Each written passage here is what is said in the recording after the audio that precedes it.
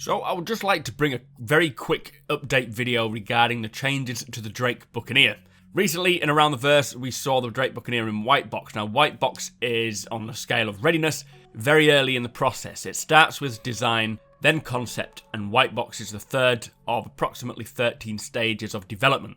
It's the stage in which the basics of flight movement are checked, so it's sort of a functionality check. So you're starting, you're stopping, braking, pitching, rolling, making sure the very basics work before they move on to implement everything else. What we saw was current placeholders with oversized engines, the pilot doesn't use the animations, the maneuvering thrusters are not in use correctly. Also, there are no missile launches yet, they come in the grey box phase, but we did see the 2 size 1 and the 2 size 3 wing mounts.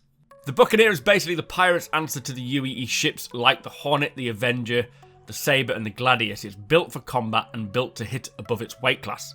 It's very quick, which is what I could make out was 230 SEM, which is obviously work in progress, but if this is the speed after the updates to the speed have changed, then it's going to be very, very quick. It's also very manoeuvrable with 24 thrusters, similar to the Gladius, but far more responsive. However, it is very flimsy, you want to avoid damage where possible.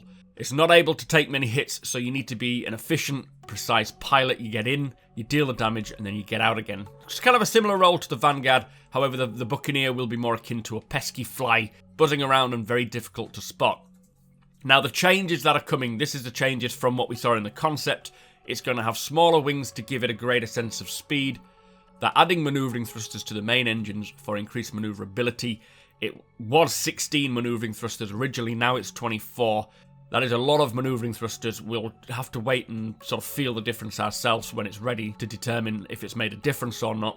The cockpit is having its nose shape changed to accommodate the fold-out ladder, which is going to be on the left rather than the right originally. Also, the landing gear is being entirely redesigned. Now, currently it blocks the belly gun and it needs to have a proper firing arc, but also, performance-wise, it needs to be able to tuck inside the ship to help with level of detail, or LODs, which is used for optimizing. So at a distance, if they could tuck the landing gear away, they won't have to render it, basically. So it's very clever.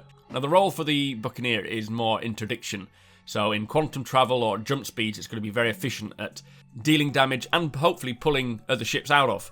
In my opinion, it's going to be very useful for causing a nuisance, so taking the focus of other fighters and keeping them busy while other ships on your crew or your fleet can challenge the freighters, or even allowing you and your own ships to jump to safety, just taking the attention away and distracting military fighters or so forth. Now the downside is the wing-mounted weapons are an easy target, plus the cockpit is very, very exposed, leaving you vulnerable. It's not very robust either, so you want to keep moving to ensure that no one gets beat on you. Anyway, as I say, this was a very short video, just to show you what updates and the progress made with the Buccaneer.